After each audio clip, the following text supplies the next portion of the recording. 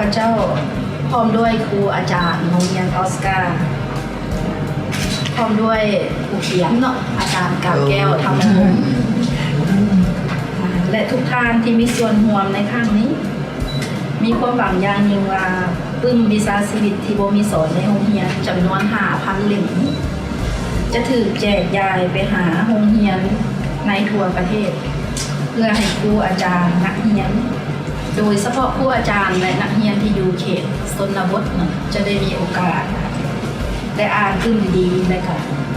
นำใช้ความรู้ที่ได้จากปึ้มเรานี้เพื่อไปพัฒนาชีวิตตัวเองเขียนปึ้มเนาะก็ได้ยินชื่อตะดนแล้วแต่ว่ามื้อนี้มาเห็นตัวจริง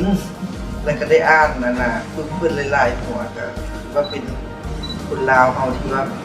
มีความสมบูรณ์สมบูรณ์น่าชื่นชมโอ้ให้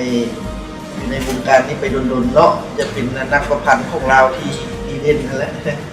และก็ขอบใจน้องท่านครูอาจารย์เมื่อที่นอกจากจะเฮ็ดการศึกษาให้แก่เด็กน้อยเขาแล้วยังมีความเป็นห่วงเป็นใยต่อโรงเรียนอื่นอยากให้โรงเรียนอื่นน้อยผู้อื่นอื่นได้อ่านในสิ่งที่ดีๆนำการมอบทุนก็ถือว่า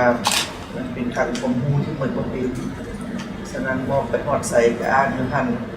ผู้นี้อ่านต่อผู้นาอ่านต่อผู้ในก็เป็นสะสมความรู้ไป